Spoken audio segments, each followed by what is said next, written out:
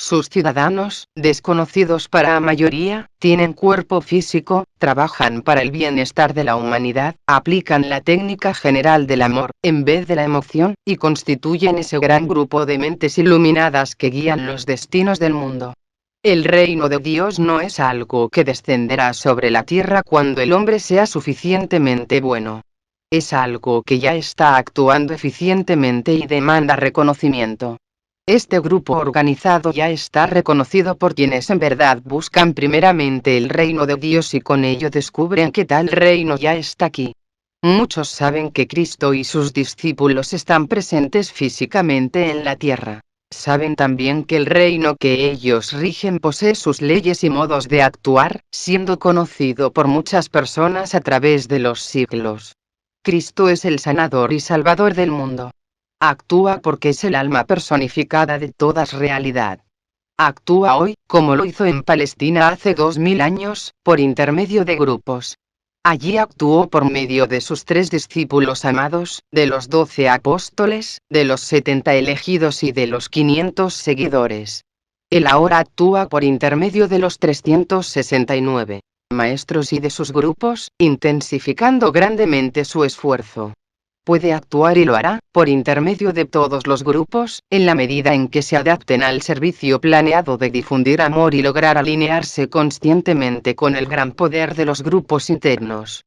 Esos grupos siempre han proclamado la presencia física del Cristo, han tergiversado de tal manera la enseñanza con afirmaciones dogmáticas sobre detalles sin importancia y enunciados ridículos, que la verdad subyacente no ha sido reconocida, ni han presentado un reino atrayente.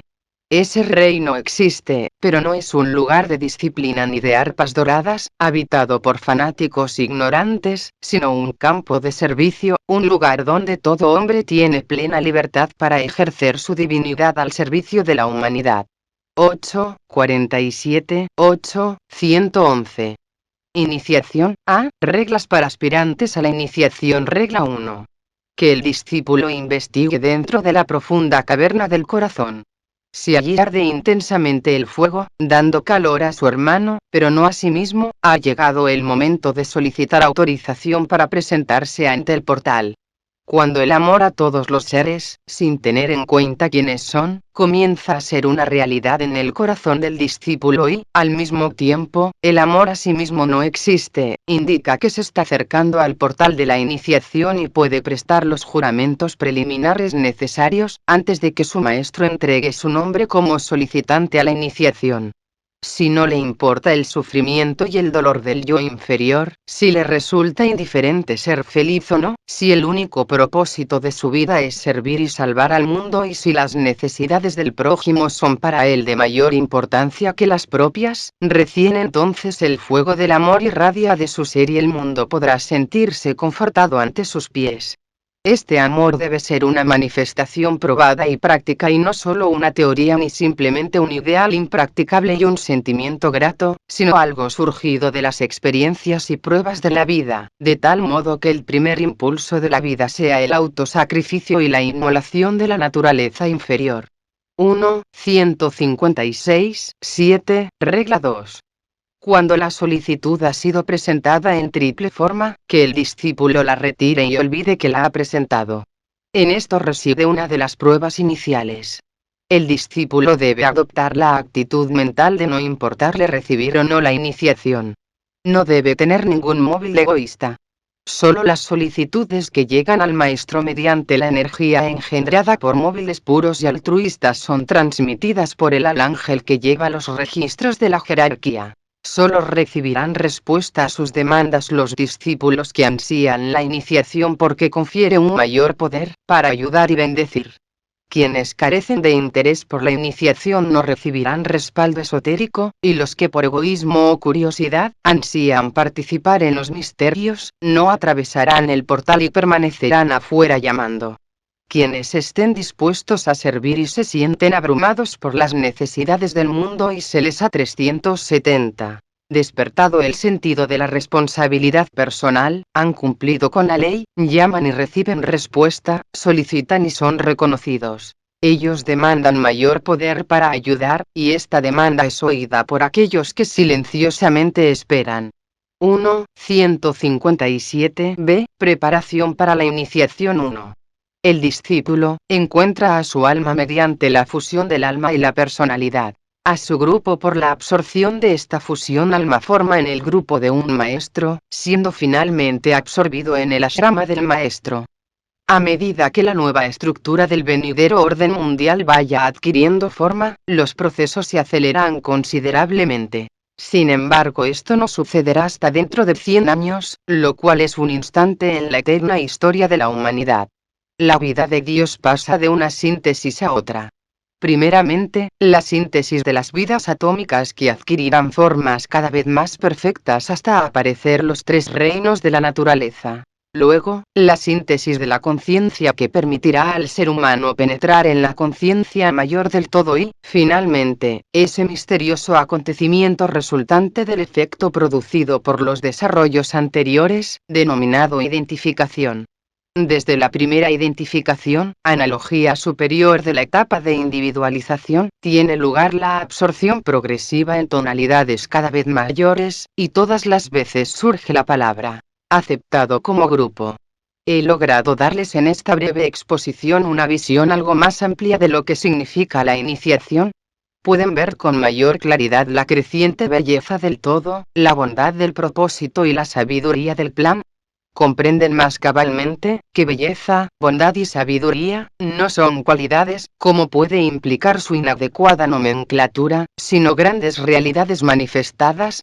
Han llegado a comprender que no son descriptivas de la deidad, sino nombres aplicados a vidas de cuya potencia y actividad los hombres nada saben. Alguna comprensión al respecto debe infiltrarse con lentitud en la mente y conciencia de cada discípulo, a medida que sobre esa mente se va irradiando la luz del alma en las primeras etapas y, más tarde, va respondiendo al impacto de la energía proveniente de la tríada espiritual. Solo cuando se visualiza esto, aunque no se lo comprenda, el esforzado discípulo sabrá que las palabras, que no retire su solicitud. No podría hacerlo aunque quisiera, pero debe presentarles grandes demandas y seguir adelante, son un mandato viviente que lo condicionarán, quiéralo o no. Uno de los resultados más reales que se producen al oír la palabra pronunciada después de pasar las dos pruebas, es la incapacidad de retirarse de la posición asumidas. Tener que vivir inevitablemente la vida del espíritu, constituye al mismo tiempo su horror y su alegría. Eso es exactamente lo que quiero significar. El símbolo o primera expresión de esto, para quienes viven en los tres mundos, es solo el símbolo de una realidad interna, es el impulsivo anhelo de mejorar, característica sobresaliente del animal humano. Pasa por una etapa de disconformidad a otra, impelido por un algo interno que constantemente le revela una seductora visión de algo más deseable que su actual estado y experiencia. Al principio lo interpreta en términos de bienestar material. Entonces esta divina disconformidad lo impele hacia una etapa de lucha de naturaleza emocional. Ansía la satisfacción emocional y más tarde las realizaciones intelectuales. En todo momento la lucha por alcanzar lo que siempre está más adelante, crea los instrumentos para lograrlo. 371. Perfeccionándolos gradualmente, hasta que la triple personalidad está preparada para obtener la visión del alma. Desde ese punto de tensión, el anhelo y la lucha recrudecen, hasta entrar en el sendero. En cuanto llega a ser un discípulo aceptado y ha emprendido definidamente el trabajo de preparación para la iniciación, ya no puede volver atrás. No podría aunque quisiera, y el ashrama lo protege. 18, 59, 61. 2. A medida que se desarrolla el intelecto, los requisitos para la iniciación son más drásticos y exigentes y el iniciado, por lo tanto, adquiere un orden más elevado. El maestro actual es infinitamente más inteligente, posee más amor y es ocultamente más razonable que lo que fue el maestro en la era hablante. 18, 321. 3. El ashrama tiene sus propios objetivos, intenciones y técnicas internas, que no se relacionan con la vida y el servicio del discípulo en los tres mundos. El trabajo del discípulo, en preparación para la iniciación, no concierne básicamente a su servicio mundial cotidiano, aunque no habría para él iniciación si faltara esa vida de servicio. En realidad su vida de servicio es una expresión de la iniciación particular para la cual está siendo preparado. Este es un tema demasiado vasto para ser considerado aquí, pero da una idea sobre la cual será bueno reflexionar. 18.450. C. Iniciación 1. Después de un periodo de tiempo breve o largo, el discípulo se encuentra ante el portal de la iniciación. Debe recordarse que, a medida que nos acercamos al Maestro y al portal, se llega, como dice el libro Luz en el Sendero, con los pies bañados en la sangre del corazón. Cada paso trascendido se da mediante el sacrificio de todo lo que es querido por el corazón en algún plano, y este sacrificio debe ser siempre voluntario. Quien huella el sendero de probación y el de santidad, sabe el precio que debe pagar, ha reajustado el sentido de los valores y, por lo tanto, no juzga como lo nace el hombre mundano. Quien intenta arrebatar el reino por la violencia, lo hace porque está preparado para el consiguiente sufrimiento. Quien considera que nada tiene valor excepto alcanzar la meta, está dispuesto a sacrificar su propia vida en la lucha para que predomine el yo superior sobre el yo inferior. 1.76, 2. La iniciación no solo destaca y profundiza la cualidad del alma y permite a la personalidad expresar los poderes del alma, acentuando y extrayendo a lo mejor que hay en el discípulo y en el servicio que presta, sino también pone progresivamente a su disposición fuerzas y energías de las cuales no tenía conocimiento alguno, que aprenderá a emplear como iniciado de cierto grado en el camino iluminado. La iniciación le revelará mundos del ser hasta entonces insospechados y desconocidos, con los cuales debe aprender a colaborar y lo integrará más definidamente en la zona iluminada de nuestra vida planetaria, traerá nueva revelación y visión, pero se oscurecerá más la zona no iluminada. 6.569, 73. La iniciación es considerada una ceremonia cuando llega a un punto culminante en el proceso iniciático donde la conciencia del discípulo es dramáticamente consciente de los miembros de la jerarquía y de su propia posición, en relación con la misma.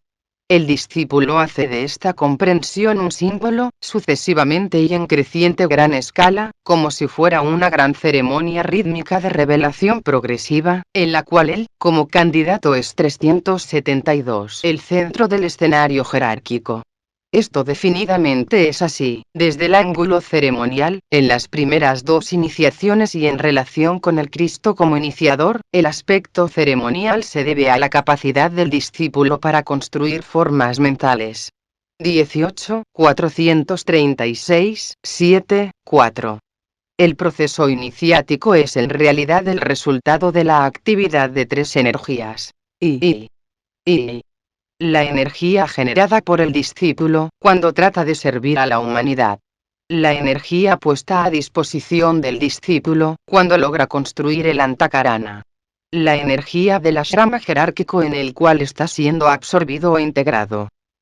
Estas tres energías, cada una con su propio modo de expresión y produciendo sus propios resultados específicos, que complementan o dirigen el proceso iniciático, son evocadas por el mismo discípulo, y su creciente fortaleza y capacidad reveladora dependen ampliamente de su determinación, de su propósito y de su voluntad, de su persistencia y de su integridad espiritual.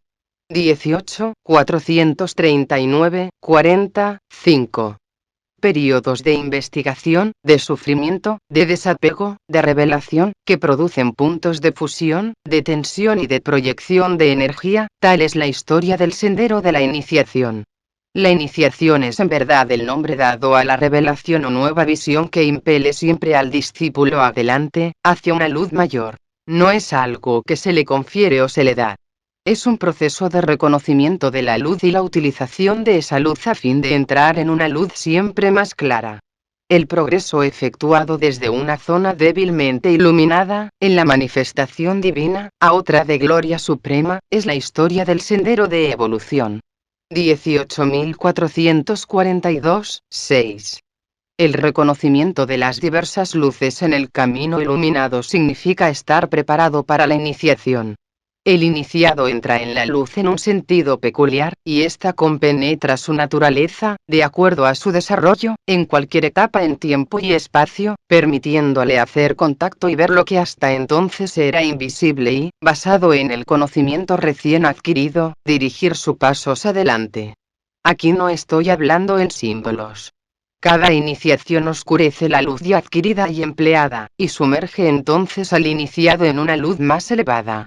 Cada iniciación capacita al discípulo para percibir una zona de la conciencia divina hasta entonces desconocida, pero cuando el discípulo se ha familiarizado con ella y sus fenómenos, su cualidad vibratoria e interrelaciones excepcionales, se convierten para él en un campo normal de experiencia y actividad.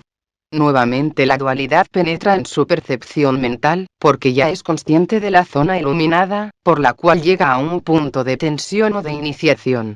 Mediante el proceso iniciático descubre una zona nueva y más brillantemente iluminada en la cual puede ahora penetrar. Esto no significa que debe abandonar el campo de actividad anterior en el que ha trabajado y vivido, sino que simplemente enfrenta nuevos campos de responsabilidad y oportunidad, pues, por su propio esfuerzo, puede ver más luz, caminar 373 en una luz mayor y aplicar sus facultades más adecuadamente que hasta ahora, dentro de la zona, grandemente ampliada, de las posibilidades. 18, 443, 4, 7. La iniciación es, en su definición más simple, la comprensión del camino, pues la comprensión es una energía reveladora que permite la realización. La iniciación es un progreso en la experiencia y, por su intermedio, el logro de un punto de tensión. Manteniendo ese punto de tensión, el iniciado ve lo que está por delante. La iniciación permite entrar progresivamente en la mente del Logos creador. Esta última definición es quizás una de las más importantes que he dado hasta ahora. Reflexionen sobre mis palabras. 18, 457, 8, 8. Ningún discípulo puede pasar por la experiencia iniciática si no es un individuo fusionado con el alma y conscientemente consciente, en los niveles del alma, de los diferentes acontecimientos, posibilidades, empresas e implicaciones. Sería conveniente observar que una iniciación es, en realidad, una crisis, un acontecimiento culminante, que solo se produce realmente cuando el discípulo ha aprendido a ser paciente, resistente y sagaz, al surgir de las numerosas y menos importantes crisis precedentes. La iniciación es un episodio culminante, debido a la disciplina autoinspirada, a la que el discípulo se ha obligado a ajustarse. Poco se ha dicho sobre la verdad más importante, de que la iniciación admite a un hombre en una zona o nivel de la conciencia divina en un plano o más bien en un estado del ser, hasta ahora considerado como sellado y cerrado. 18, 542 d. Iniciación grupal. Cuando el iniciado pasa de una iniciación a otra, avanza en el sendero o penetra en el corazón de los misterios, conjuntamente con quienes son iguales a él, hallándose en la misma etapa de evolución y trabajando para alcanzar la misma meta. Entonces se da cuenta que no está solo y que se realiza un esfuerzo mancomunado. En efecto, es la nota clave de un ashrama que condiciona su formación, compuesto de discípulos e iniciados, en diferentes etapas de desarrollo iniciático, que han llegado juntos a su etapa de conciencia ashrámica y seguirán juntos hasta llegar a esa total liberación que se alcanza cuando el plano físico cósmico desciende bajo el umbral de la conciencia o de la percepción sensible, y ya no tiene ningún interés para el iniciado. El egoísmo espiritual ha conducido al estudiante esotérico común a apropiarse de la iniciación y a considerarla personal e individual. Sin embargo, uno de los primeros requisitos para la iniciación es el reconocimiento claro y conciso del propio grupo, no por el pensamiento ansioso sino por la cooperación y el trabajo efectivos en el plano físico. He dicho grupo, hermano mío, y no organización, pues son dos cosas muy diferentes. Por lo tanto, tengan cuidadosamente presente la realidad de la iniciación grupal y dejen de lado toda consideración y pensamiento sobre la preparación para la iniciación. Algunos grupos están siendo preparados para la iniciación, donde ejercen control los siguientes factores, en lo que concierne al individuo. 1. Un grupo de hombres y mujeres, cuyas almas pertenecen al mismo rayo, es reunido subjetivamente por un maestro del mismo rayo, para darles entrenamiento grupal. 374. 2. A tales personas se les da la oportunidad de establecer contacto, en el plano físico, con algunos de los que están así vinculados subjetivamente, e imparten mutuamente un sentido de solidaridad grupal. La relación subjetiva está asegurada por un contacto objetivo. El reconocimiento es, por lo tanto, una prueba preliminar a la iniciación, y esto debe recordarse. 3. Las personas así entrenadas y relacionadas, desde el ángulo de la iniciación a recibir, se hallan en la misma etapa de evolución. Reciben la misma iniciación y están siendo sometidas a las mismas pruebas y dificultades, debidas al rayo de la personalidad, que actúa para impedir el contacto, desvirtuar el reconocimiento, retardar el progreso e interpretar mal la información. Durante el tiempo que un discípulo en entrenamiento está enfocado en su personalidad, no le será posible obtener la iniciación grupal.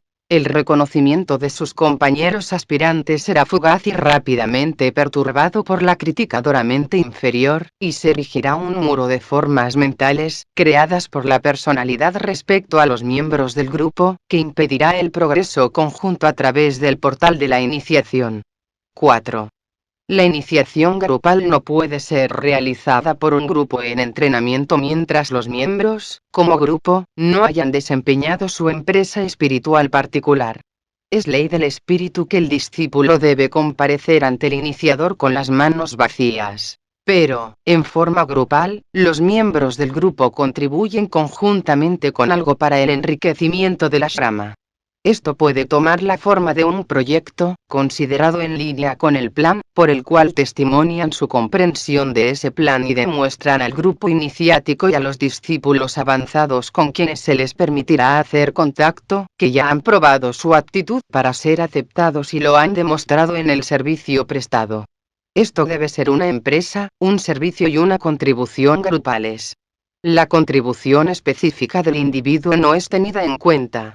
Este concepto de iniciación grupal debe ser recordado, pues colorará todo lo que trataré de impartirles y acelerará el día de la propia aceptación.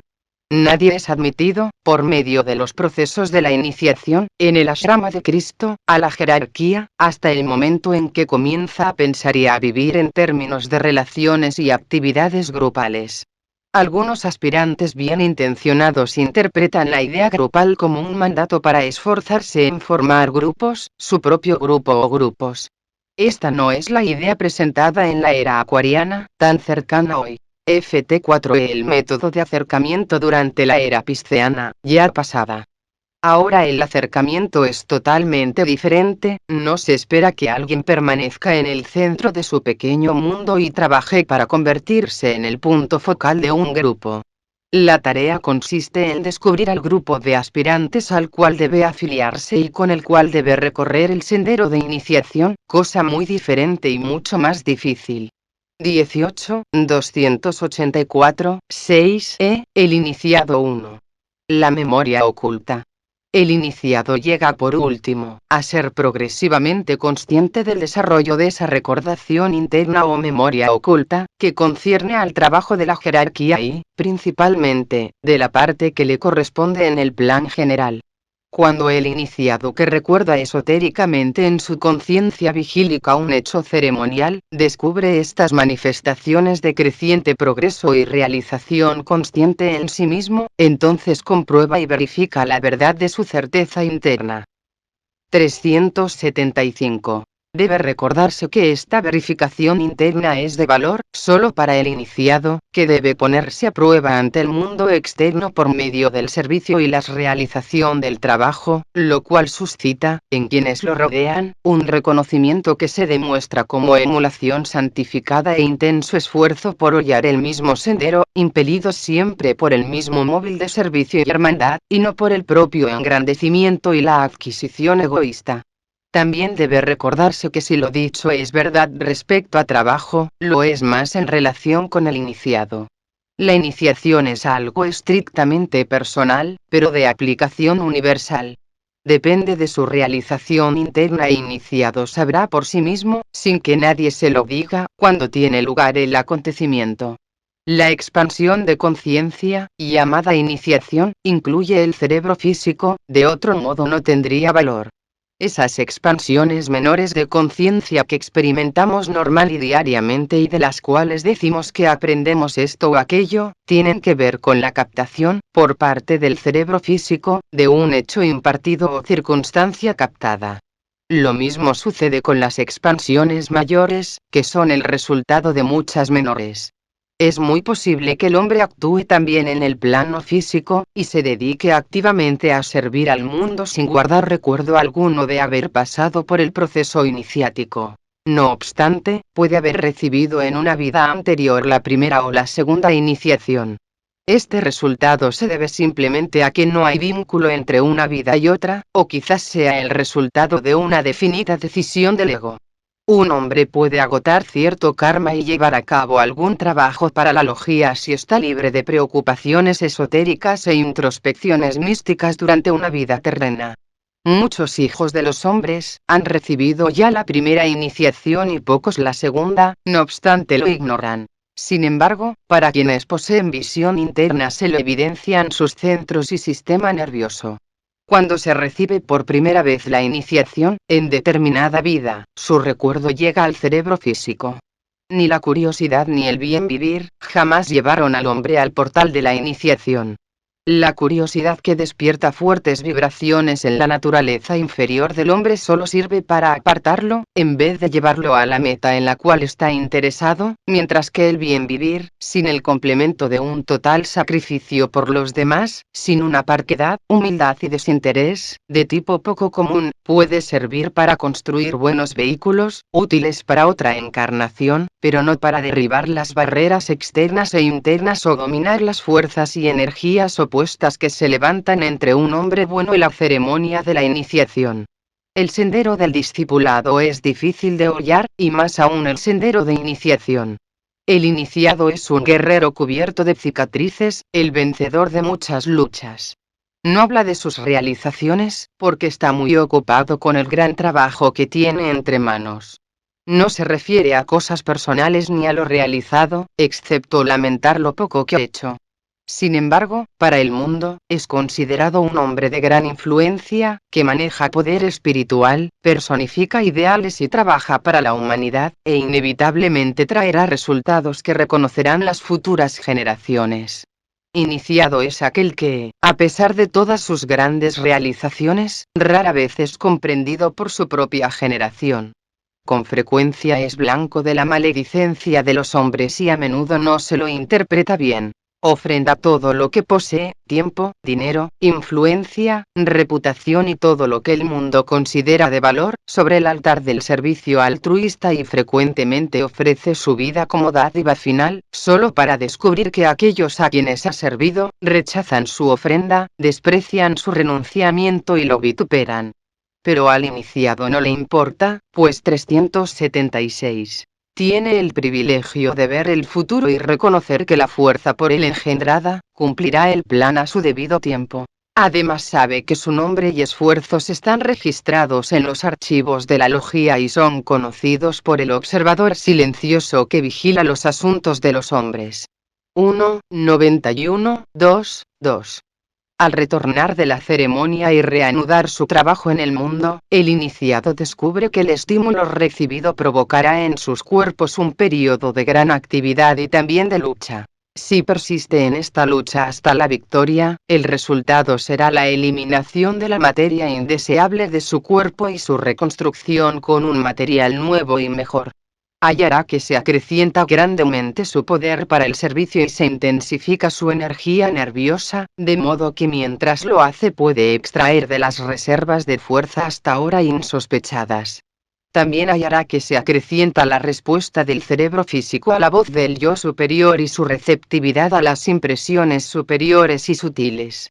Oportunamente, por medio del trabajo realizado, logrará eliminar la materia de índole subatómica y construirá cuerpos de sustancia del subplano superior de cada plano. Llegará a darse cuenta que todas sus energías pueden ser controladas consciente y constructivamente, que conoce el verdadero significado de la continuidad de la conciencia y puede actuar simultáneamente en los tres planos con plena comprensión interna.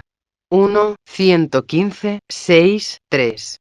La característica del iniciado es la falta de interés en sí mismo, en su propio desarrollo y en su destino personal, y todo aspirante que llega a ser discípulo aceptado tiene que dominar los tecnicismos del desinterés, apartar sus ojos del grupo de trabajadores y de aquellos que lo constituyen y fijarlos en horizontes más amplios y en campos de actividad más vastos. 14, 22, 4. Dual es el movimiento hacia adelante. El portal queda atrás. Esto es un acontecimiento pretérito. Lo primero que debemos observar es que tenemos aquí la definición de un iniciado. Aquel que, en su naturaleza dual, alma y personalidad, sigue adelante. La personalidad ya no constituye su punto de tensión. Ha fusionado y mezclado en sí mismo dos aspectos divinos, que ahora constituyen una unidad integrada. Dicha fusión produce su propio punto de tensión. Ha ido adelante a través del portal. Nuevamente surge un punto de tensión en que se pronuncia una palabra en respuesta al llamado invocador del nuevo iniciado. Una palabra vuelve a él, aceptado como grupo.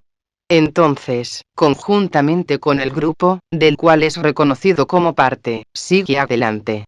Para el iniciado, como señalé anteriormente, el pasado ha quedado atrás. Que no guarde recuerdos. El presente encierra un punto de tensión. El futuro indica un movimiento hacia adelante desde ese punto de tensión, como resultado de su acción efectiva. El portal se cierra detrás del iniciado, quien ahora es un miembro aceptado de su grupo y, como reza en el antiguo comentario, el sonido producido al cerrarse, anuncia al mundo observador que el iniciado ha entrado en el lugar secreto y que, para llegar a él, en su real sentido, el grupo debe también atravesar ese portal. Esto imparte la idea de autoiniciación individual, a la cual todos deben someterse, indicando también la soledad del iniciado, cuando sigue adelante. Aún no llega a comprender totalmente lo que el grupo capta. Tampoco lo comprenden a él quienes están al otro lado del portal.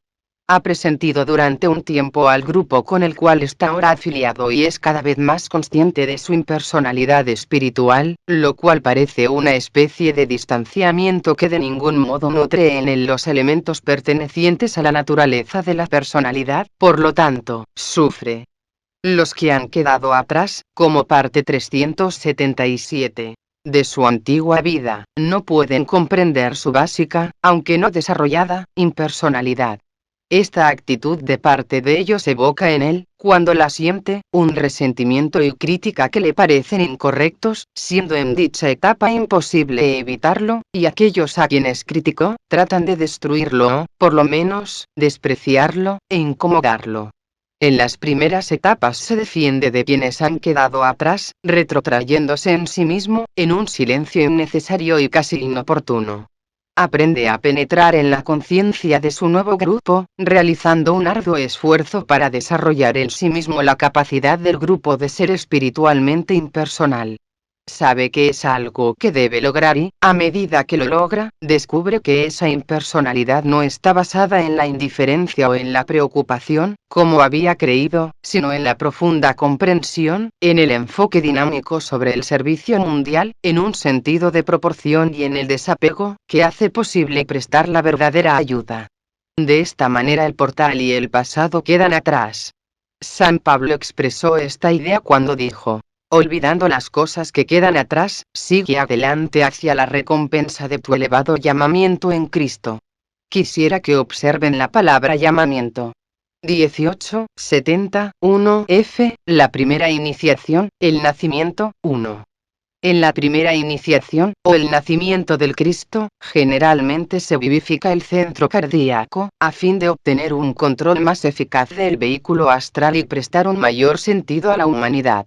Después de esta iniciación se le enseña principalmente al iniciado lo concerniente al plano astral. Debe estabilizar su vehículo emocional y aprender a actuar en el plano astral con la misma soltura y facilidad con que lo hace en el plano físico. Debe entrar en contacto con los devas astrales. Aprender a controlar a los elementales del astral. Actuar con facilidad en los subplanos inferiores, y acrecentar el valor y la calidad de su trabajo en el plano físico. En esta iniciación pasa del aula del aprendizaje al aula de la sabiduría. Entonces se le da especial importancia al desarrollo astral, aunque su equipo mental se desarrolla constantemente. Muchas vidas transcurren entre la primera y segunda iniciaciones. Puede pasar un largo periodo de encarnaciones antes de perfeccionar el control del cuerpo astral y el iniciado estar preparado para el próximo paso. 1.77, 2. En un grupo de discípulos la mayoría ha pasado la primera iniciación y está siendo preparada para una de las iniciaciones posteriores. Nada sorprendente hay en esta declaración, ni debe ser causa de júbilo o alegría. Un inmenso número de aspirantes del mundo evidencian, por su vivencia hacia las cosas espirituales y por la intensidad de su aspiración y esfuerzos para llegar a ser buenos, autosacrificados e inteligentes, que la vida del Cristo interno actúa definidamente en ellos y está presente en sus corazones.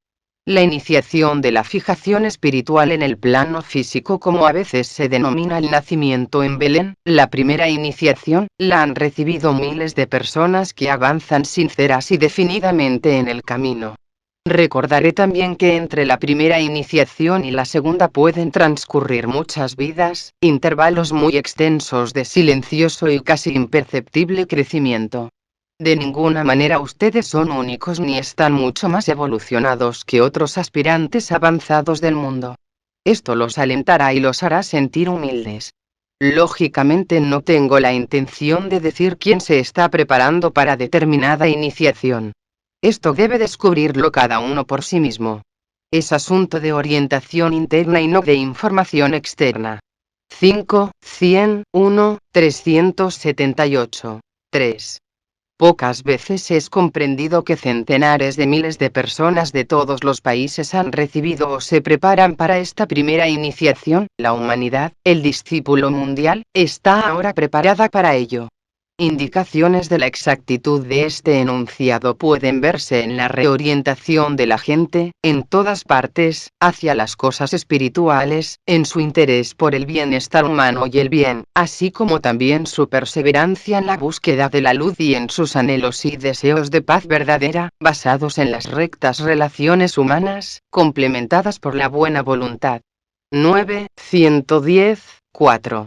Muchos miles de personas en el mundo actual han recibido la primera iniciación, se encaminan hacia la vida espiritual y a prestar servicio a sus semejantes.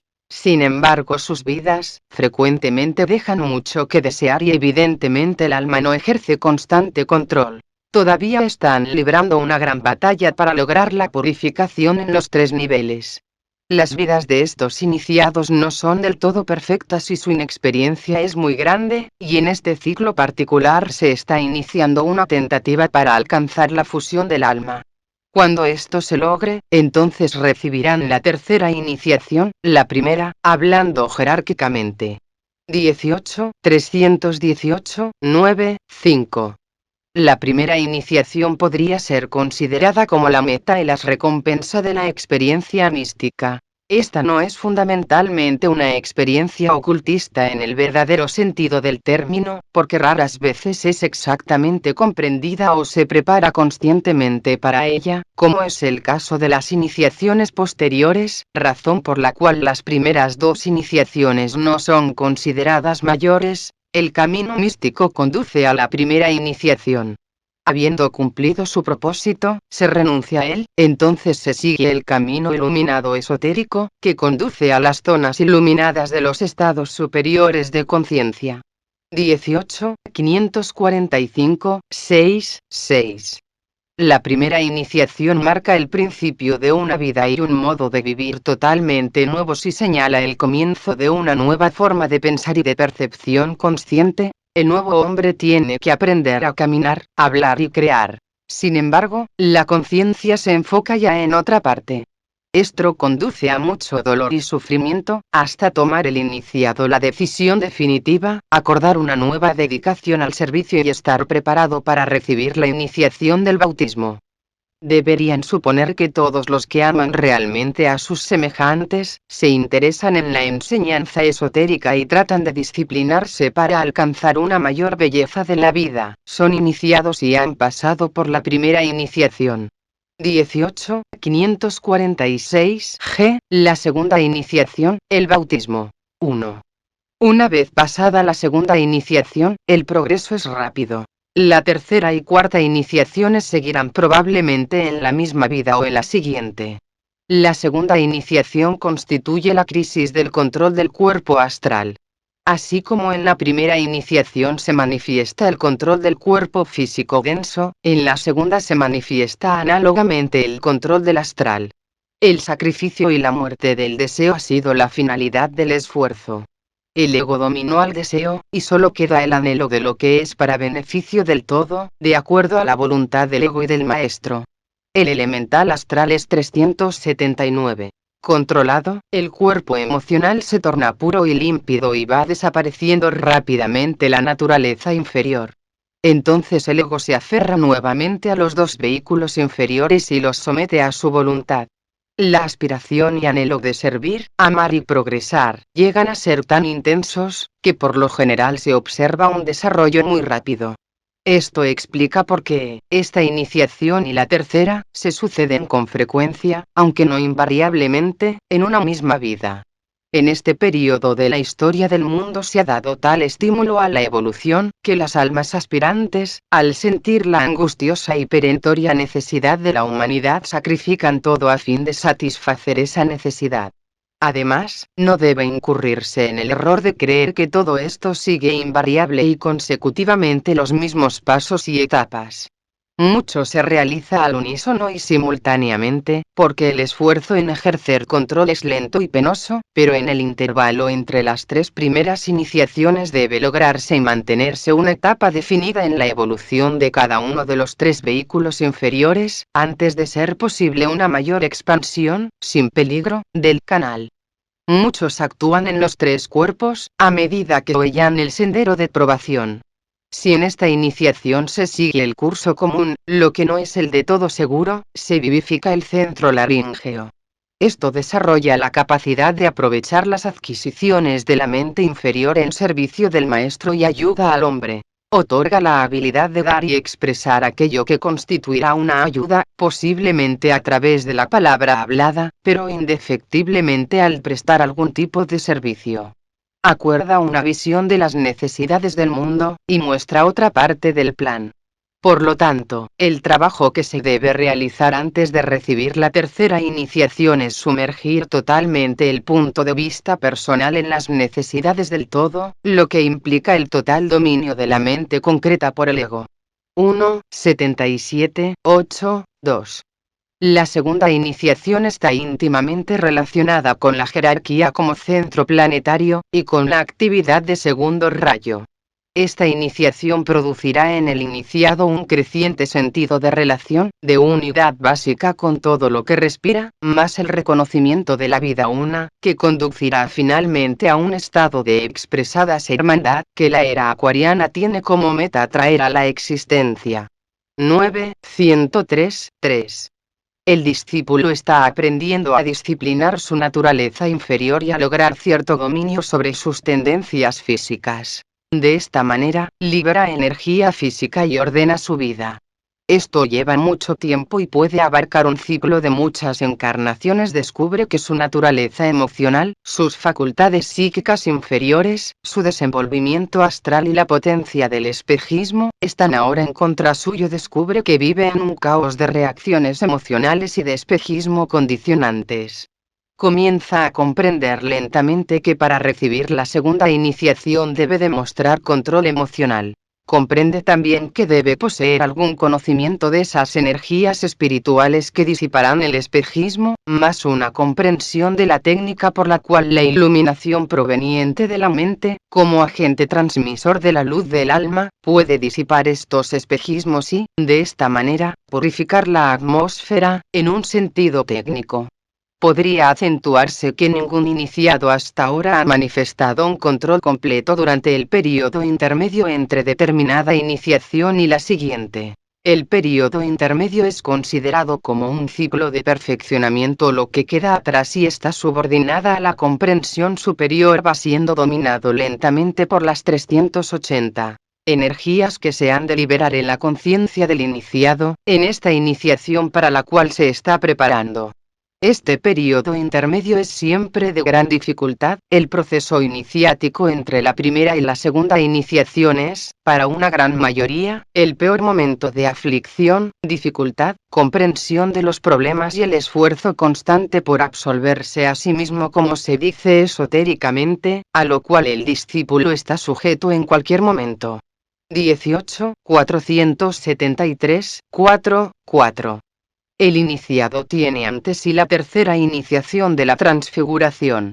Lo enfrenta una gran transición desde el enfoque aspiracional emocional a otro enfoque inteligente y pensante. Se ha desprendido teóricamente, por lo menos, del control del cuerpo y la naturaleza astrales. Tiene todavía mucho por hacer. Antiguos deseos, viejas reacciones astrales y emociones habituales, siguen siendo poderosas, pero ha desarrollado una nueva actitud hacia ellas y una nueva perspectiva hacia el cuerpo astral. Ahora es negativo a su llamado y positivo para el exigente enfoque superior. Lo que él ahora ama y anhela, desea y planea, se hallan en otra dimensión superior. Por estar dispuesto a recibir la segunda iniciación, ha asestado el primer golpe a su egoísmo innato y ha demostrado su determinación de pensar en términos más amplios e incluyentes. El grupo comienza a significar para él, más que él mismo. En la segunda iniciación se le concede una visión de un enfoque superior y su lugar en el todo mayor empieza lentamente a revelarse. Una nueva creatividad y un nuevo enfoque son sus metas inmediatas, y la vida para él ya no puede volver a ser la misma. Las antiguas actitudes y deseos físicos pueden a veces asumir control. El egoísmo puede seguir desempeñando una parte importante en su expresión de la vida, pero, subyacente en ellos y subordinándolos, habrá un profundo descontento acerca de las cosas tal como son, y angustiosos sufrimientos de fracaso. En este punto el discípulo aprende a utilizar el fracaso y a reconocer ciertas diferencias fundamentales entre lo natural y objetivo y lo sobrenatural y subjetivo. Comprender que nadie recibe la iniciación ni atraviesa estas crisis sin la previa demostración de una amplia utilidad y una capacidad entrenada e inteligente. Quizás esto no sea así en lo que concierne a la primera iniciación, pero la segunda iniciación involucra siempre como antecedente, una vida útil y consagrada, y una manifiesta determinación de entrar en el campo del servicio mundial. También debe haber humildad y expresar el conocimiento de la divinidad que existe en todos los hombres. 18, 554, 6, 5. La libertad es la nota clave del individuo que enfrenta la segunda iniciación y su corolario, preparación para la tercera iniciación. Libertad es actualmente la nota clave del discípulo mundial, y la humanidad exige hoy libertad de vivir, libertad de pensar y libertad de saber y planificar. 18, 560 H, la tercera iniciación, la transfiguración, 1. La enseñanza asciende de nivel después de la segunda iniciación. El iniciado aprende a controlar su vehículo mental, desarrolla la capacidad de manejar materia mental y aprende las leyes para construir pensamientos creadores. Actúa libremente en los 4 subplanos inferiores del plano mental. Antes de la tercera iniciación debe, consciente o inconscientemente, dominar totalmente los 4 subplanos inferiores, en los 3 planos de 381. Los 3 mundos. Profundiza el conocimiento del microcosmos y en gran medida domina teórica y prácticamente las leyes de su propia naturaleza, de allí su habilidad experimental para ser el amo de los 4 subplanos inferiores de los planos físico, astral y mental. Esto último es sumamente interesante. El control de los tres subplanos superiores todavía no es completo, y constituye una de las razones de los fracasos y errores de los iniciados. Aún no han perfeccionado el dominio de la materia en los tres subplanos superiores, porque no han sido dominados. En la tercera iniciación, denominada a veces la transfiguración, la entera personalidad queda anegada por la luz descendente. Después de esta iniciación, la mónada guía definitivamente al ego, derramando acrecentadamente su divina vida en el canal ya preparado y purificado. Nuevamente se le otorga al iniciado una visión del porvenir, y está siempre en condición de reconocer a los otros miembros de la gran logía blanca, siendo estimuladas sus facultades psíquicas mediante la vivificación de los centros de la cabeza.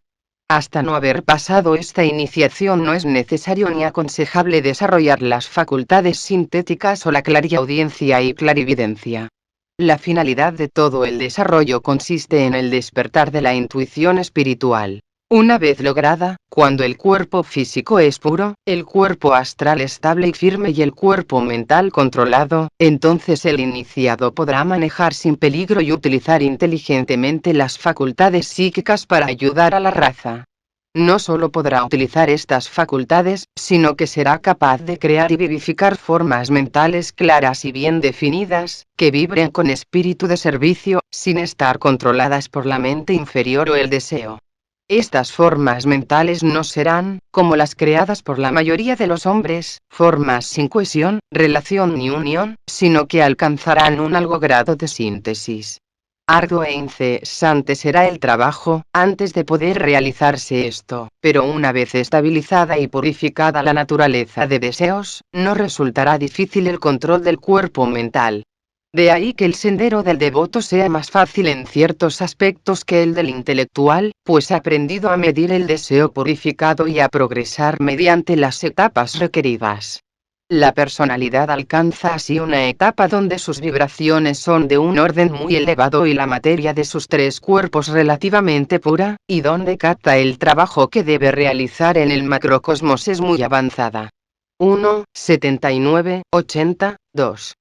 Los aspirantes y discípulos deben recordar que, después de la tercera iniciación, los efectos que puedan sufrir al recibir la iniciación no se limitan simplemente al iniciado individual, sino que a partir de allí y en todas las iniciaciones subsiguientes, se convierte en el transmisor de la energía que, a través de él, afluirá con acrecentada potencia en cada aplicación del cetro.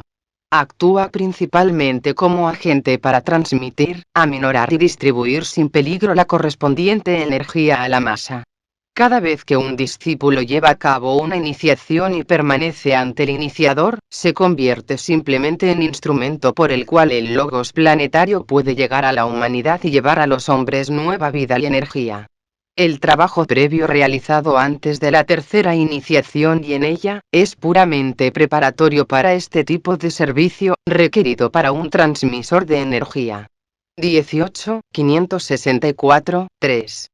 La tercera iniciación es, en realidad, la primera de las iniciaciones mayores. 382. Las primeras dos iniciaciones, consideradas simplemente las iniciaciones del umbral, son experiencias que han preparado el cuerpo del iniciado para la recepción del terrible voltaje de la tercera iniciación, que pasa a través del cuerpo del iniciado bajo la dirección del logos planetario, ante el cual permanece el iniciado por primera vez. 18.562, 3 y, la cuarta iniciación, la crucifixión. 1. Antes de recibir la cuarta iniciación se intensifica el trabajo de entrenamiento, y la aceleración y acumulación de conocimiento debe ser increíblemente rápida. A menudo el iniciado tiene acceso a la biblioteca de libros esotéricos, y después de esta iniciación, no solo puede entrar en contacto con el maestro, al que está vinculado y con el cual ha trabajado conscientemente durante largo tiempo, sino también con los choanes, el bodhisattva y el manu, ayudándolos en cierta medida. Además, debe captar intelectualmente las leyes de los tres planos inferiores y aplicarlas para ayudar al plan de la evolución. Estudiar los planos cósmicos y dominar sus gráficos. llegar a ser un conocedor de las técnicas esotéricas, y desarrollar la visión cuatridimensional, si aún no lo ha hecho. Debe aprender a dirigir las actividades de los devas constructores, y al mismo tiempo trabajar continuamente en el desarrollo de su naturaleza espiritual. Empezar a coordinar rápidamente el vehículo búdico y, al coordinarlo, desarrollar el poder de síntesis, al principio en pequeña medida y gradualmente en forma más detallada. Al recibir la cuarta iniciación, el iniciado domina perfectamente el quinto subplano, por lo tanto, es un adepto, usando el término técnico, en los 5 subplanos inferiores de los planos físico, astral y mental, y está en camino de dominar el sexto. Su vehículo búdico puede actuar en los 2 subplanos inferiores de tal plano. El hombre que recibe la cuarta iniciación, la crucifixión, suele tener una vida de gran sacrificio y sufrimiento. Es la vida del hombre que hace la gran renunciación, y que aún exotéricamente es considerada difícil, intensa y penosa. Todo lo abandona, hasta su perfecta personalidad misma, sobre el altar del sacrificio, y queda despojado de todo. Renuncia a amigos, dinero, reputación, carácter, posición, familia y hasta la vida misma. 1.80.1.2. La iniciación de la renunciación es de suprema importancia para la humanidad y para el iniciado individual. Ante todo, este gran acto de renunciación señala el momento en que el discípulo no posee nada relacionado con los 3 mundos de la evolución humana. Su contacto con esos mundos en el futuro será puramente voluntario y para propósitos de servicio. 18, 569, 70, 112. Las fuerzas negras 1. No debe temer ningún peligro proveniente de esta fuente. Solo cuando nos acercamos al discipulado y un hombre se destaca de sus semejantes, como instrumento de la hermandad blanca, atrae la atención de quienes tratan de detenerlo. Cuando por la práctica de la meditación, el poder y la actividad en el servicio, el hombre ha desarrollado sus vehículos a un punto de verdadera realización, su vibración pone en movimiento 383. Materia de un tipo específico, y aprende a trabajar con esa materia, a manipular los fluidos y a controlar a los constructores. Al hacerlo, se entromete en los dominios de quienes trabajan con las fuerzas de la involución y se expone a sus ataques, los cuales pueden ser dirigidos contra cualquiera de sus 3 vehículos, pudiendo ser de distintos tipos. Describiré brevemente algunos de los métodos que se emplean contra el discípulo. Ataques al cuerpo físico. Emplean todos los medios posibles para entorpecer la utilidad del discípulo, mediante enfermedades o invalidando su cuerpo físico.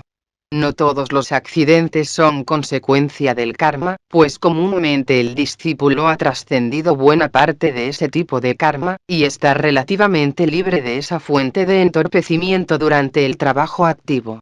El espejismo es otro de los métodos empleados. Consiste en envolver al discípulo en una nube de materia emocional o mental, suficientemente densa como para ocultarle lo real y oscurecer temporalmente la verdad.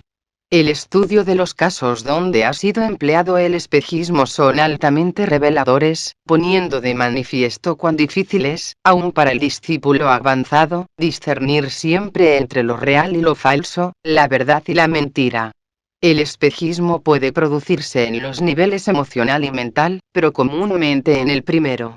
Una de las formas empleadas consiste en introducir en la mente del discípulo la idea de debilidad, desaliento o crítica, a la cual cede en algunos momentos. La idea, así sugerida, adquiere excesiva proporción y el discípulo desprevenido, sin advertir que está viendo a los gigantescos contornos de sus propios pensamientos momentáneos y pasajeros, se deja dominar por el desaliento, hasta llegar a la desesperación, siendo en tales condiciones de muy poca utilidad para los grandes seres. Otra forma consiste en proyectar en su aura mental sugerencias e ideas que se supone proceden de su propio maestro, pero en realidad son sugerencias sutiles que entorpecen y no ayudan. Ha de ser muy sagaz el discípulo para discernir, en cualquier momento, entre la voz de su verdadero instructor y las engañosas sugerencias del falso, y esto ha sucedido hasta con elevados iniciados, que han sido engañados momentáneamente. Son muchos y sutiles los medios para engañar y reducir el rendimiento efectivo del trabajo en el mundo. Por eso se aconseja sabiamente a todos los aspirantes a estudiar y trabajar para desarrollar viveka, o esa discriminación que protege contra el engaño. Si esta cualidad se construye laboriosamente y se cultiva cuidadosamente en todas las circunstancias y casos, grandes y pequeños de la vida diaria, el peligro de ser desviado quedará anulado. Y un tercer método, frecuentemente empleado, es envolver al discípulo en una densa nube oscura. Rodearlo de una impenetrable noche y niebla, en la cual tropieza y frecuentemente cae. Puede tomar la forma de una negra nube de materia emocional, de alguna oscura emoción, que parece poner en peligro toda vibración estable, precipitando al aturdido estudiante en las negruras de la desesperación. Se siente como si fuera despojado de todo y presa de varias y funestas emociones. Se considera abandonado por todos. Ve los esfuerzos pasados como inútiles. Cree que ya no le queda más que morir. En tales momentos el estudiante necesita en gran manera el don de Viveka, 384. Y contrapesar cuidadosamente y razonar con calma toda la cuestión. En esos momentos debe recordar que la oscuridad no oculta nada al Dios interno y que el centro de la conciencia permanece allí, incólume ante todo cuanto pueda acontecer. Ha de perseverar hasta el fin de qué? El fin de la nube que lo envuelve. El punto donde se fusiona con la luz del sol y que debe atravesar en toda su extensión y salir a la luz del día, comprendiendo que nada puede llegar ni dañar a la conciencia interna. Dios se halla dentro, no importa lo que transcurre afuera. Observamos las circunstancias ambientales, físicas, astrales o mentales, y olvidamos que en lo más profundo del corazón se ocultan nuestros puntos de contacto con el Logos universal. Y finalmente, no puedo tratar todos los métodos utilizados, los medios empleados pueden consistir en proyectar oscuridad mental sobre el discípulo.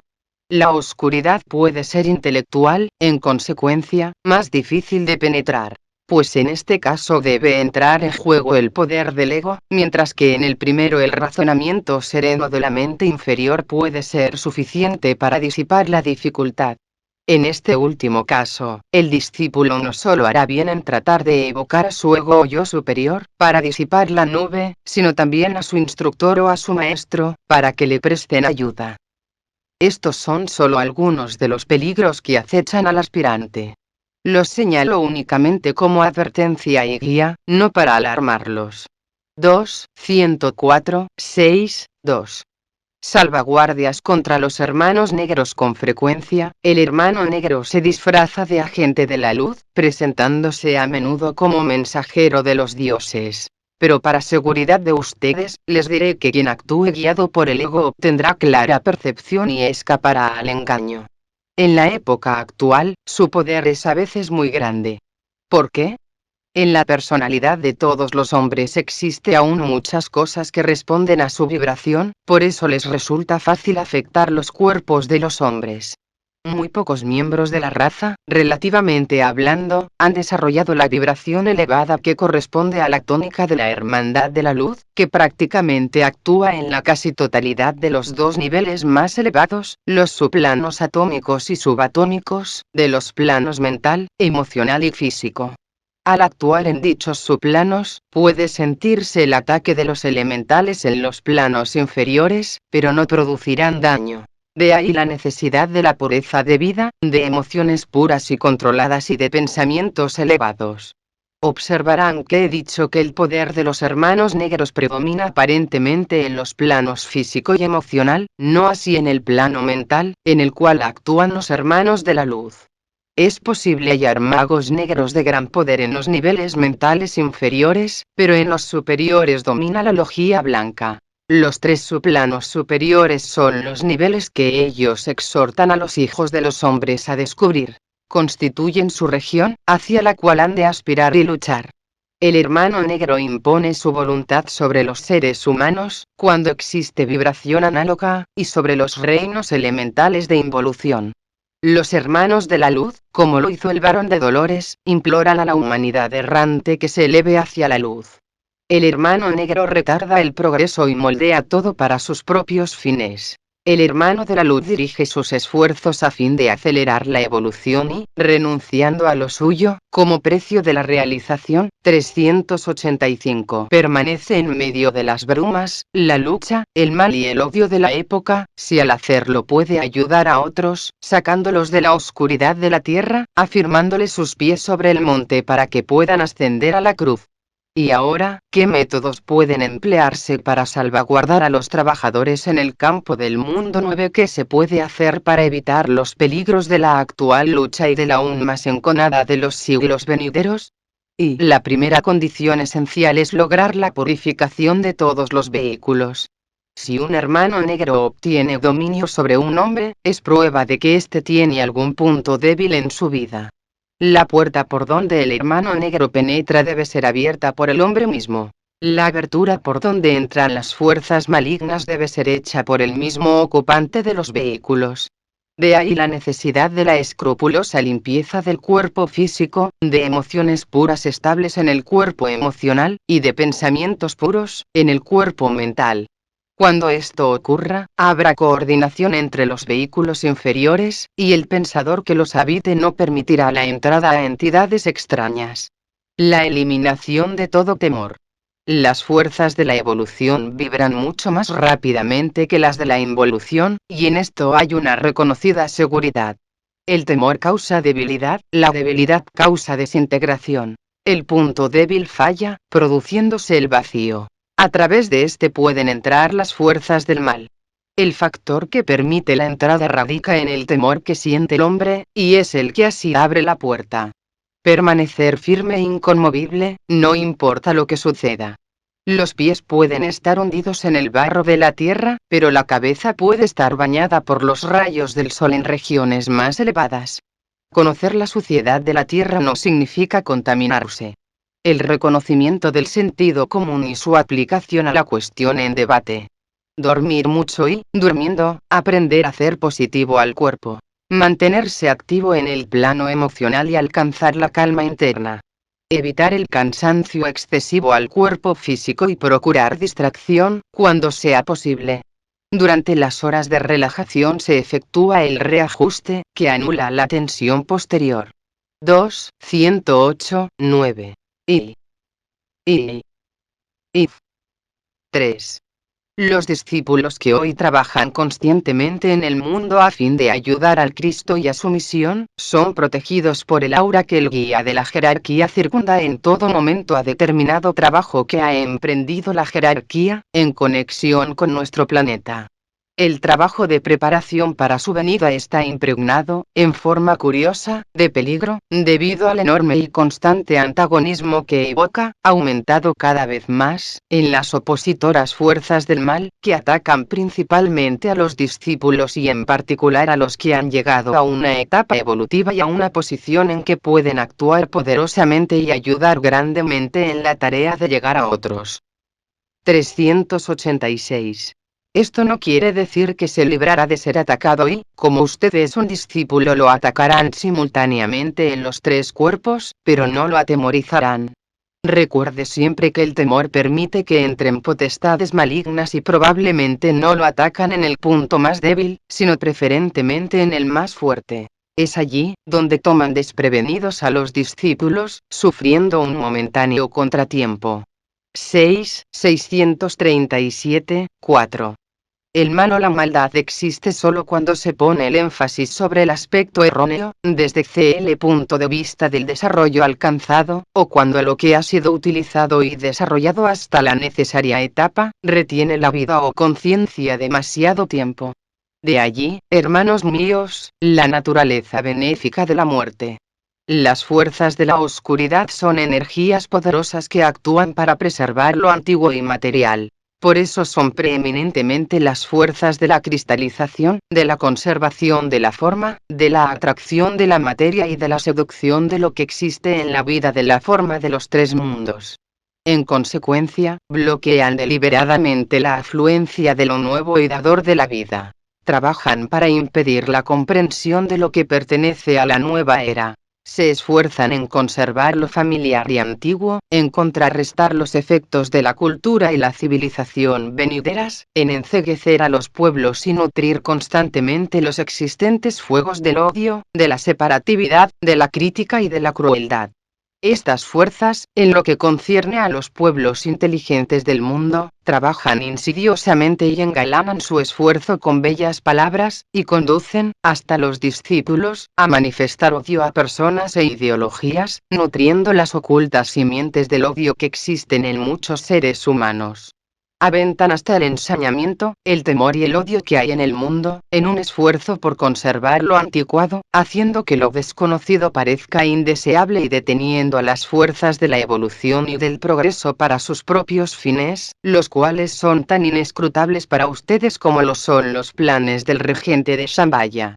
Sería bueno reconocer que estas fuerzas existen, pero ustedes, como individuos o grupos, poco pueden hacer respecto a ellas, excepto procurar que, por insignificante que sea, en nada les sirva de punto focal de sus esfuerzos, ni los convierta en agentes para la distribución de su tipo peculiar de energía, la enfocada y dirigida energía del odio, de la separatividad, del temor y del orgullo.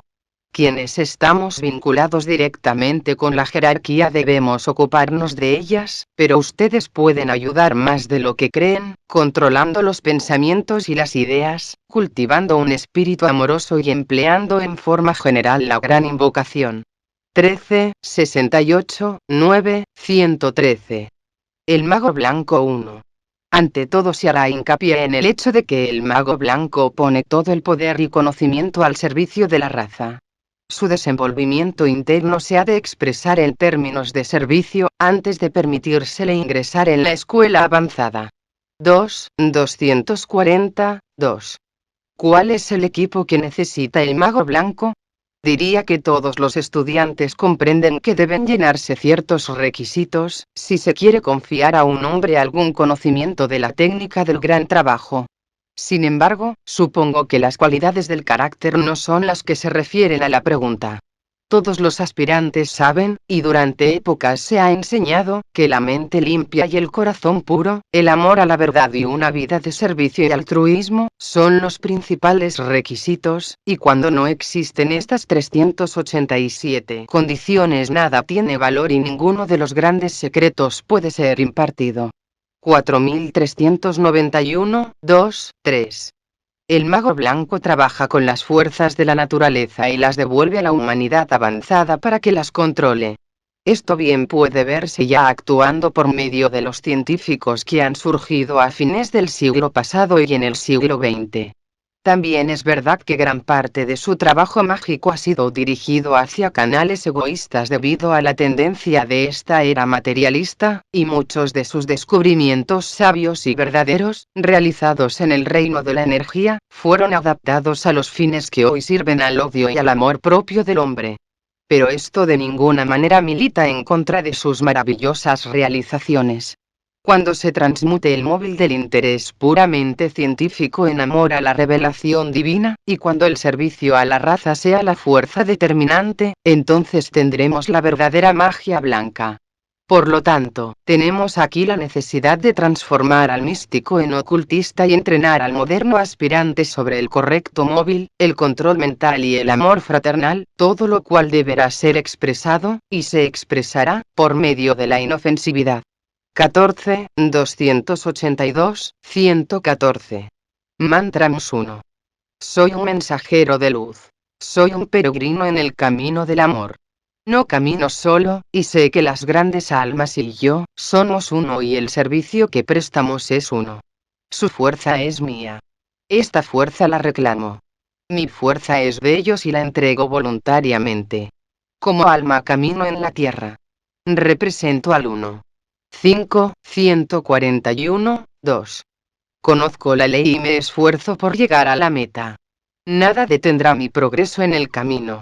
Cada minúscula vida de mi forma, responde. Mi alma ha emitido ese llamado, siendo cada día más claro su sonido. Su espejismo no me retiene. El sendero de la luz se extiende claramente por delante. Emito mi demanda para que llegue a los corazones de los hombres. Procuro y ansío satisfacer su necesidad. Deme su mano y hollemos juntos el sendero. 5, 251, 2, 3. Me esfuerzo por comprender. Que la sabiduría ocupe el lugar del conocimiento en mi vida. 6, 130, 4. Me esfuerzo por colaborar. Que el maestro de mi vida, el alma, y también aquel a quien trato de servir, lleven la luz a otros por mi intermedio. 6, 130, 5. En el centro de la voluntad de Dios, yo permanezco. Nada apartará mi voluntad de la suya. Complemento esa voluntad con el amor. Me oriento hacia el campo de servicio. Yo, el divino triángulo, cumplo esa voluntad dentro del cuadrado y sirvo a mis semejantes.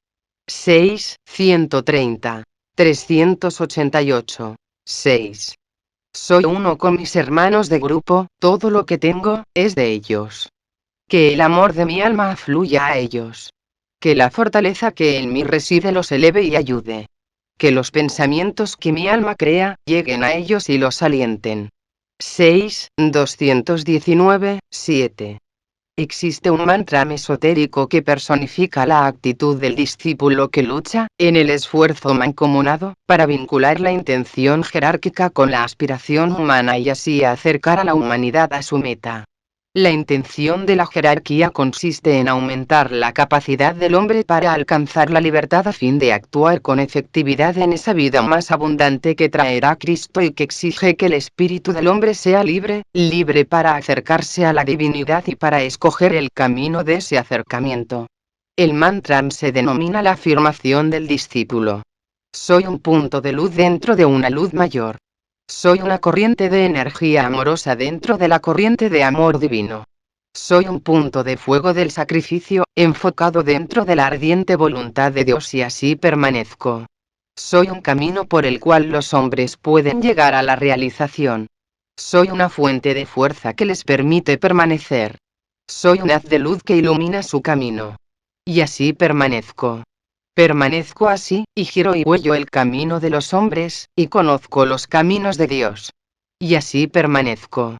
Esto es lo mejor que puedo hacer con palabras y frases, al tratar de transcribir palabras tan antiguas que anteceden al sánscrito y al sensar. Pero el significado es claro y eso es lo importante.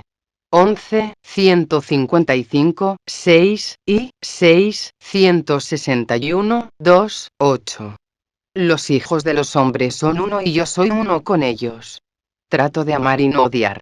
Trato de servir y no exigir servicio. Trato de curar y no herir.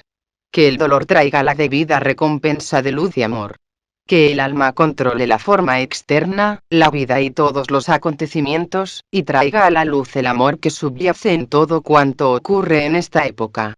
Que venga la visión y la percepción interna. Que el porvenir quede revelado. Que la unión interna sea demostrada. Que cesen las divisiones externas. Que prevalezca el amor. Que todos los hombres amen. Estas palabras pueden parecer inadecuadas, pero expresadas con la fuerza y la comprensión de su significación y con la potencia de la mente y del corazón detrás de ellas, pueden ser increíblemente poderosas en la vida de quien las pronuncia.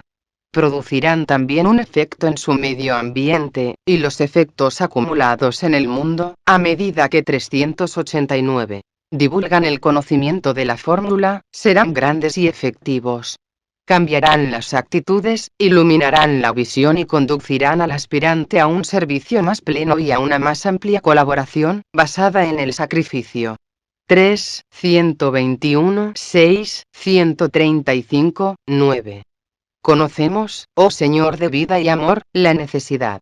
Conmueve nuevamente nuestros corazones con amor, para que nosotros también podamos amar y dar. 13, 131, 115. El peregrino 1. Las reglas del camino y el camino se recorre a plena luz del día, arrojada en el sendero por quienes saben y guían. Entonces nada puede ocultarse y, en cada recodo del camino, el hombre debe enfrentarse a sí mismo. En el camino se revela lo oculto. Cada uno ve y conoce la villanía del otro. Sin embargo, a pesar de esa gran revelación, nadie retrocede, no se desprecian mutuamente, ni vacilan en el camino. El camino sigue adelante hacia el día. Ese camino no se recorre solo. No hay prisa ni apremio. Sin embargo, no hay tiempo que perder.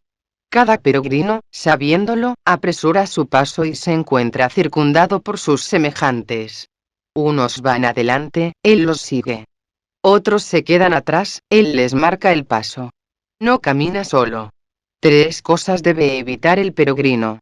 Llevar un capuchón, un velo que oculte su rostro a los demás, un cántaro que solo contenga suficiente agua para su propia necesidad, un báculo sin horqueta en que aferrarse.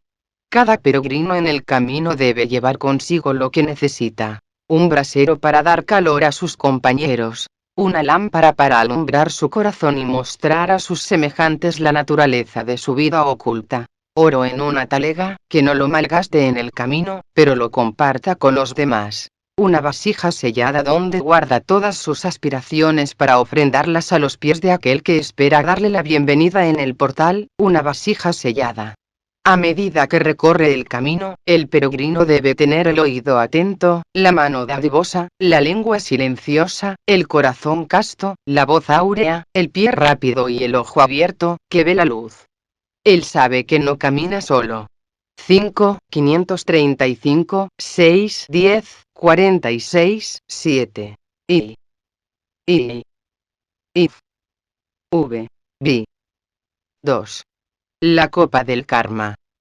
Hasta que la copa no haya sido utilizada, colmada, vaciada y considerada como nada, no puede contener en sí, sin peligro, lo que se da posteriormente.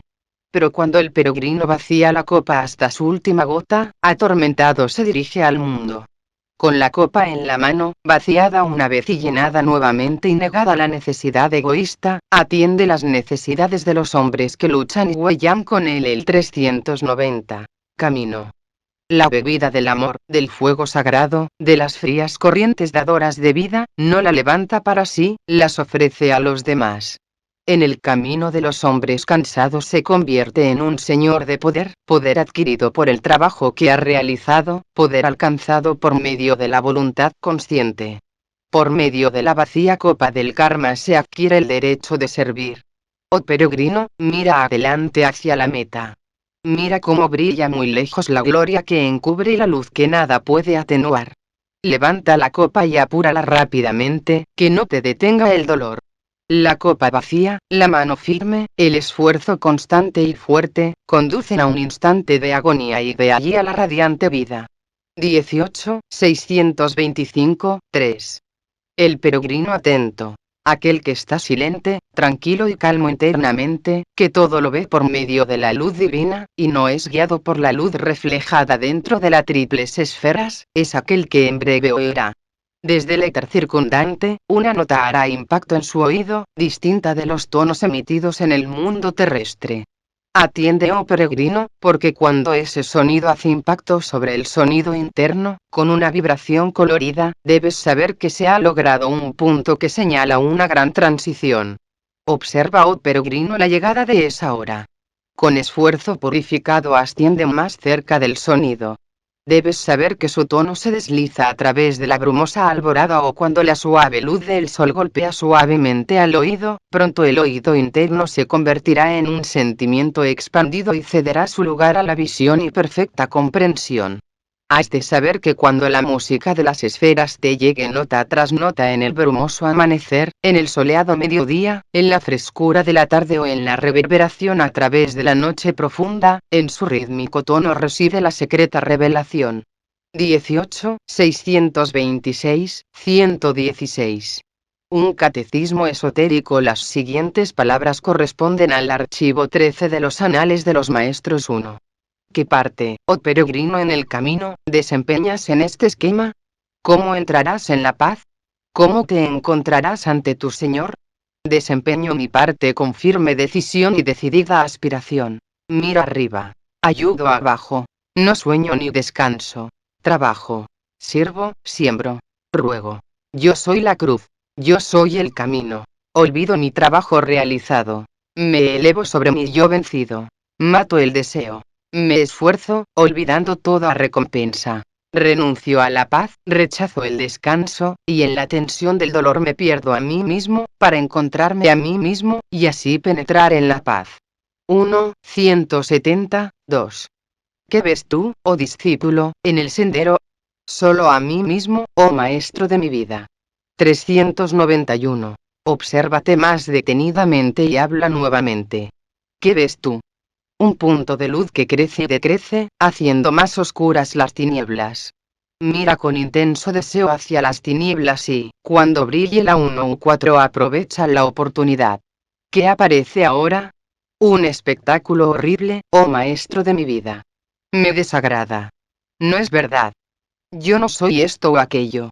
Esta cosa maligna y egoísta no soy yo. Yo no soy esto. Con la voluntad, el poder y el ardiente deseo, enciende la luz y, cuando brille, relata la visión que pueda aparecer. ¿Qué ves tú? Más allá de las tinieblas, revelada por la luz, una forma radiante haciendo ademanes para que me acerque. ¿Quién es este ser afable, de pie en la oscuridad y en la luz? ¿Es y puede ser yo mismo? Que alborea ante tu vista cuando permaneces en el camino, no exhausto y cansado discípulo, aunque victorioso en la luz. Una forma radiante y fulgurante que es mi yo, mi alma. Un lóbrego y sombrío personaje, sin embargo, anciano y sabio, experimentado y triste.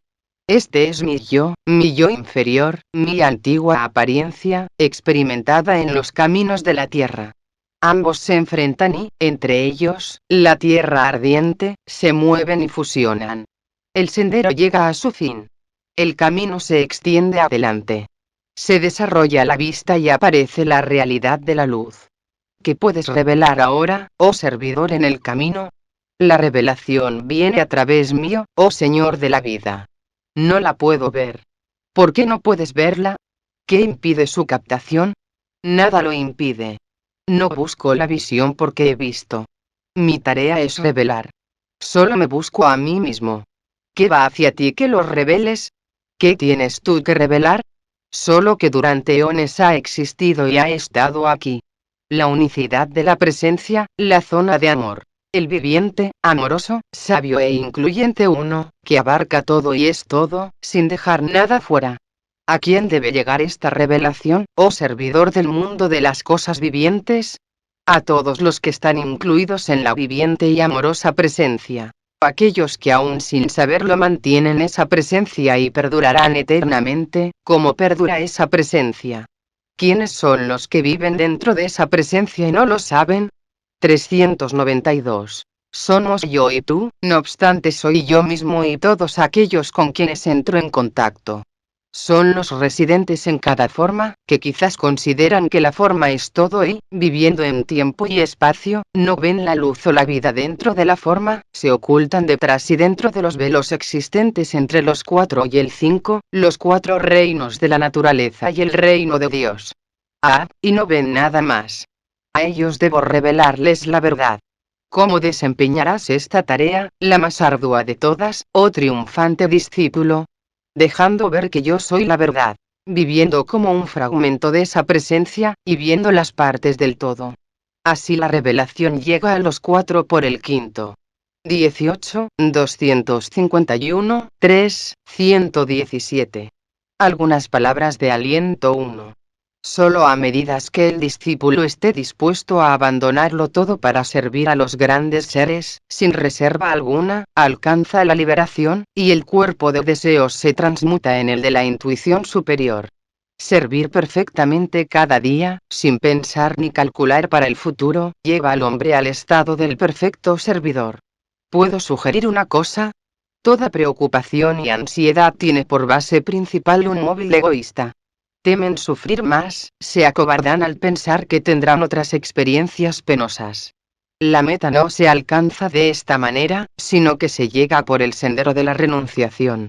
Quizás signifique renunciar a los placeres, a la buena reputación, a los amigos, o a todo a lo que el corazón se aferra. Digo quizás, no que sea así. Solo trato de indicarles que si ese es el camino, por el cual tienen que llegar a la meta, entonces es el camino perfecto para ustedes. Todo lo que lleve rápidamente a su presencia, a sus pies de loto, debe ser deseado por ustedes y ansiosamente bienvenido. Por lo tanto, cultiven diariamente el supremo deseo de buscar solo la aprobación de su guía e instructor interno y la respuesta del alma a la buena acción, desapasionadamente ejecutada. Si la aflicción los abruma, sonrían ante ella. Terminará en una fecunda recompensa y recuperarán todo lo perdido. Si son objeto de burla y desprecio, sonrían también, solo deben esperar la aprobación del maestro. Si las lenguas embusteras se desatan, no teman, sigan adelante. La mentira es una cosa de la tierra y puede ser trascendida como algo demasiado vil para ocuparse de ella. La meta del discípulo es alcanzar visión, deseo puro, propósito consagrado y oídos sordos a todos los ruidos de la tierra. Nada más diré. Solo quisiera que no disiparan inútilmente la fuerza en infructuosas imaginaciones, en febriles especulaciones y en ansiosas expectativas. 2:44, 5, 2. En consecuencia, no se desalienten y recobren valor todos los que trabajan y luchan por el bien de la humanidad dirigidos por la jerarquía. La jerarquía no solo permanece, como digo a menudo, sino que cada día y cada año se va acercando más a la humanidad.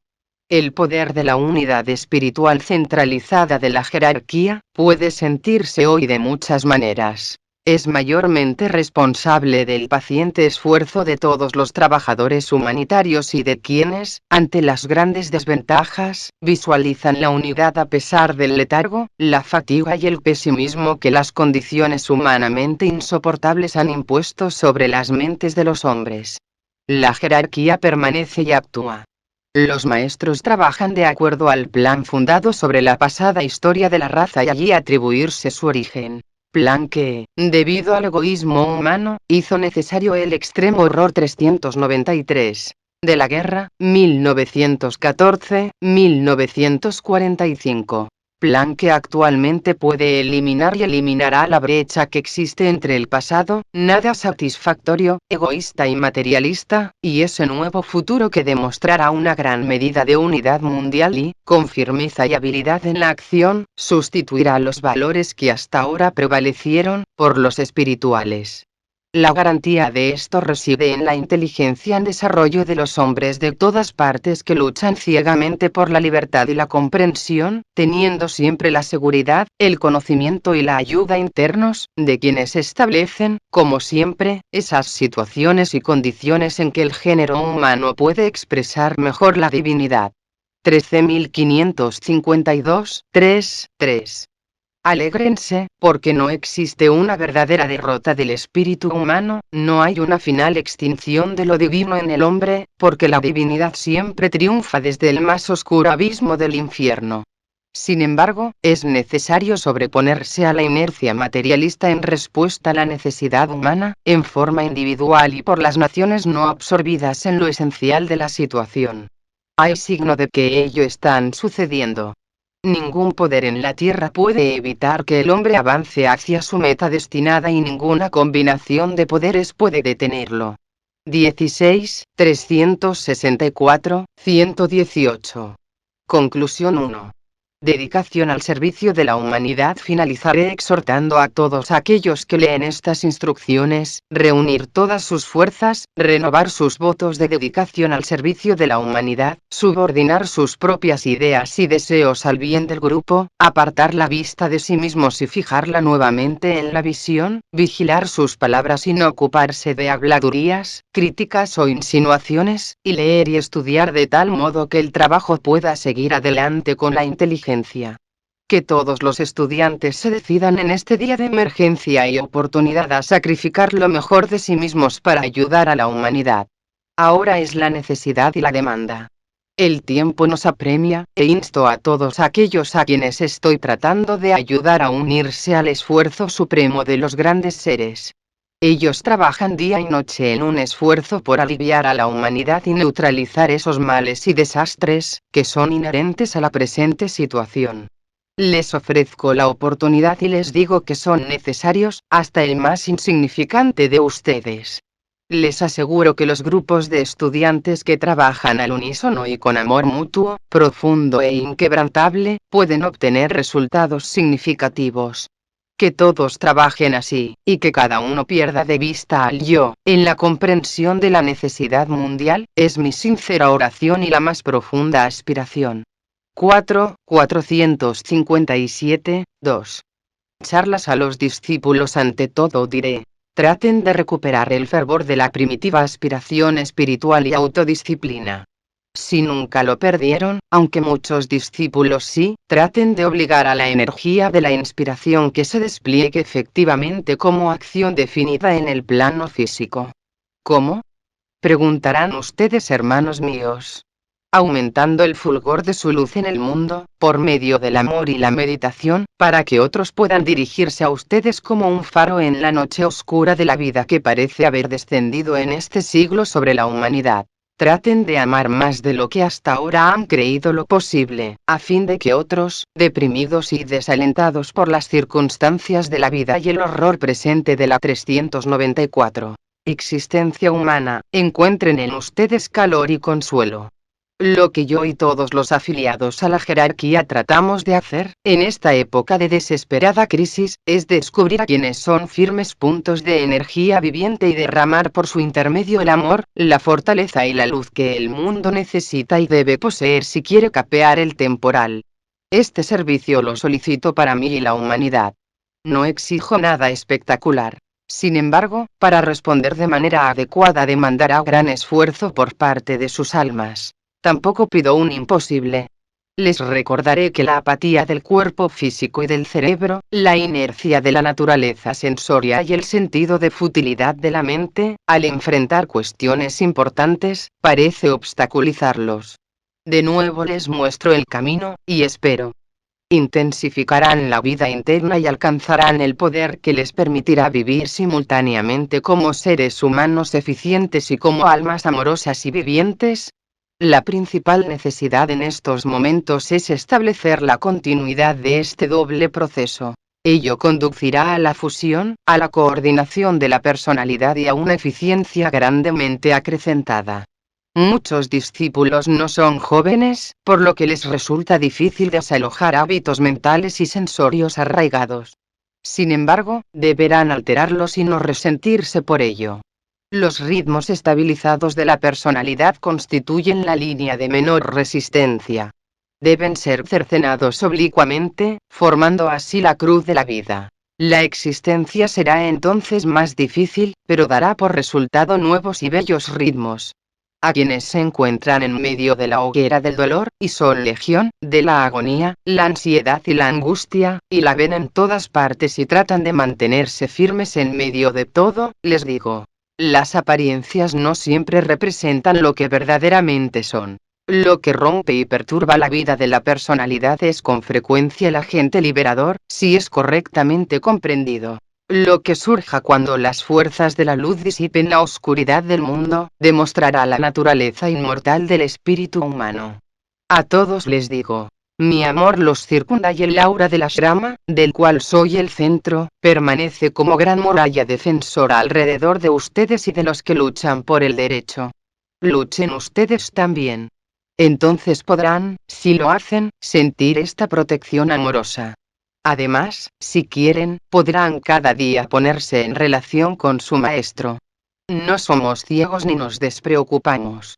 Sabemos, no obstante, que hay males peores que la muerte y el dolor. Sabemos que este es el momento de mayor oportunidad para la humanidad, y que si los hombres pasan triunfalmente a través de ellos y, por la fuerza de sus propias almas, superan el actual mal, entonces la evolución de la humanidad se acelerará más allá de lo que se creyó posible, lo cual constituirá la liberación alcanzada e iniciada por la humanidad misma. Esto tiene tanta importancia en la vida del género humano como en la vida del discípulo individual. Al hombre no se lo debe privar de la ocasión ni de la oportunidad. Los valores espirituales y eternos que ha adquirido tienen mucha más importancia que su momentánea agonía. Cuando piensan que nosotros estamos en los denominados seguros retiros, quizás no lleguen a comprender que la capacidad de identificarse con todo cuanto hoy implica dolor en el mundo, más la sensibilidad de quienes están vinculados con la jerarquía, respecto a las desafortunadas condiciones de la humanidad, constituye para ellos una suprema agonía espiritual permanecer inactivos. Ellos comprenden cuán profunda es la reacción humana, y captan y aprehenden porque son uno con todos los hombres. Esto implica una comprensión mucho más grande de lo que pueden imaginar y solo puede expresarse adecuadamente con la palabra 395. Identificación. Necesitan el firme apoyo de todos sus discípulos, el amor constante, la lealtad y la respuesta indubitable a la necesidad humana, que les permitirá llevar la pesada carga que el karma humano puso sobre sus hombros y que ellos llevan voluntariamente. ¿Harán lo que les pido? Nos ayudarán en nuestro trabajo de todas las maneras posibles, como personalidades dedicadas al servicio y como almas que siguen el camino iluminado. Grande es la necesidad de amor y de luz que siente la humanidad. La necesidad que tiene la jerarquía de canales y de personas dispuestas a trabajar en la tierra bajo su dirección, demandará todo lo que tienen que dar y evocar de su alma, la única y verdadera recompensa que espera el discípulo, como poder y amor. Esto sucederá si olvidan al pequeño yo. Que el conocimiento sea transmutado en sabiduría y el ojo de la visión controle los procesos del vivir y todas sus empresas, es el deseo profundo de mi corazón, para todos y cada uno de ustedes. 105, 7, 3. La llave ha sido hallada, y con la presión de las manos, que sirven a la luz, y con un palpitante corazón amoroso, se hace girar la llave. La puerta se abre de par en par. Con acelerados pies, el que se apresura hacia la luz atraviesa esa puerta, luego espera. Mantiene la puerta abierta de par en par, para los que llegan después, y así. En acción, espera. Surge una voz. Hermano mío, cierra esa puerta porque cada uno deberá hacer girar la llave con su propia mano y cada uno debe atravesar por sí solo esa puerta. La brillante luz dentro del templo del Señor, no es para todos en el mismo instante o en la misma hora de cada día. Cada uno conoce su hora. Tu hora es ahora. Hermano, cierra esa puerta. Recuerda que quienes vienen después no saben si esa puerta se ha abierto o cerrado. No la ven. Depende de ese pensamiento, hermano mío, y al atravesar esa puerta, ciérrala cuidadosamente y penetra en otra etapa, en el camino ascendente, solo, pero sin embargo acompañado. 5, 293, 4, 18, 629, 4. Les hago ciertas y necesarias insinuaciones y les doy mucho material para reflexionar. Les doy mi tiempo y amor, mi interés y comprensión. Sirvamos juntos. 6, 61, 5. Que el amor desempeñe la parte que les corresponde en sus vidas, en sus interrelaciones, como debe hacerse y se hace dentro de la jerarquía. Consideren al ashrama al cual están afiliados, como una jerarquía en miniatura y modelen sus esfuerzos de acuerdo a lo que han aprendido acerca de la jerarquía. Consideren inútil todo lo que no sea productivo como servicio a la humanidad y que su actitud hacia todos los discípulos y a la jerarquía sea cada vez más efectiva. El ciclo venidero es trascendental por las oportunidades que ofrece y quisiera que, como individuos y grupo, estuvieran a la altura de esa posibilidad. Posen sus ojos en la necesidad humana, posen su mano en la mía, si me permiten hablar en símbolos, y así juntos vayamos adelante hacia una mayor influencia y profunda utilidad. 6, 103, 6. Así permanecen la humanidad y la jerarquía. Así permanecen ustedes, personalidad y alma, libres para marchar y penetrar en la luz y permanecer pasivos, si así lo determinan, sin aprender nada ni ir a ninguna parte. También son libres para volver a 396. Identificarse con el morador, rechazando la influencia del ángel y la inminente oportunidad y postergando, hasta un ciclo muy posterior, su determinante elección. Esto es verdad tanto para ustedes como para toda la humanidad. ¿Dominará la actual situación la personalidad materialista de tercer rayo de la humanidad, o su alma amorosa llegará a ser el factor más poderoso, manejando a la personalidad y sus pequeños asuntos, conduciéndola a una correcta discriminación y al reconocimiento de los verdaderos valores, para introducir así la era en que controlará el alma o la jerarquía? El tiempo lo dirá. 10, 124, 5, 7. Los exhorto a la oración y la meditación, pues ambas son necesarias hoy, porque fusionan, como lo hacen, los cuerpos emocionales y mental, convirtiéndolos en un solo cuerpo. Les pido que se disciplinen, pues tal es el significado del ayuno, y también que realicen constante esfuerzo para vivir en el nivel más elevado posible, en todo momento. Esto a menudo es un sueño, y pocas veces una realidad. La humanidad y la jerarquía necesitan hoy, en la hora de necesidad mundial, de los aspirantes y discípulos dispuestos a hacer por lo menos un esfuerzo constante y persistente. Hermanos míos, he presentado un cuadro y he mantenido ante ustedes, durante años, la visión de la oportunidad, del servicio y del discipulado. He delineado el mecanismo existente para servir, que puede ser energetizado a fin de entrar en actividad y ser de utilidad mundiales. Dejo el asunto en sus manos, pidiéndoles recordar que el conjunto de intereses, amor, servicio y dinero de los muchos, es más poderoso aún que el esfuerzo consagrado de 2 o 3. Nadie es fútil o inútil, a no ser que así lo desee. Debe existir firmeza, altruismo y silencio, y además valor y confianza en la fortaleza de las propias almas, en la jerarquía observadora y en el plan. 13, 295, 6, 8. La meta espiritual es establecer el reino de Dios. Uno de los primeros pasos hacia esto es preparar las mentes de los hombres para aceptar el hecho de que la reaparición de Cristo es inminente. Deben decir a los hombres de todas partes que los maestros y sus grupos de discípulos trabajan activamente para poner orden en el caos. Deben decir que existe un plan y que nada puede detener el cumplimiento de ese plan. Deben decir también que la jerarquía permanece y ha permanecido durante miles de años y es la expresión de la sabiduría acumulada de las edades. Deben decir ante todo que Dios es amor, que la jerarquía es amor y que el Cristo viene porque ama a la humanidad. Este es el mensaje que deben transmitir ahora, y con esta responsabilidad los dejo. Trabajen, hermanos míos. 13, 576, 9.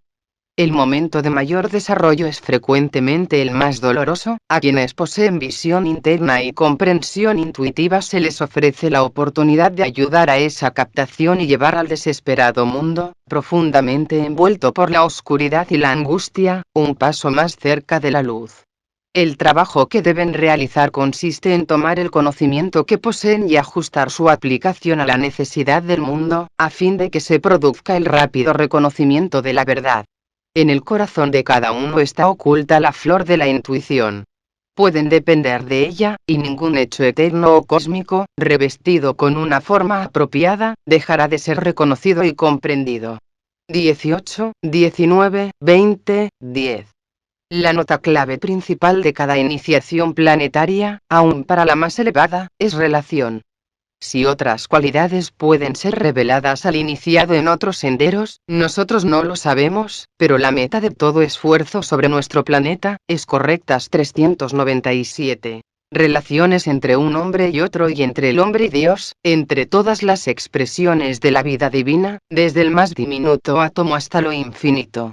Desde el punto de vista de nuestra evolución planetaria solo hay amor, buena voluntad y voluntad al bien, la cual ya existe, y su verdadera manifestación está ahora más cercana que en cualquier momento de la historia planetaria. Etapa tras etapa, crisis tras crisis, de un punto a otro punto y de un centro a otro, la vida de Dios progresa, dejando tras sí mayor belleza, al pasar de una forma a otra y de un reino a otro.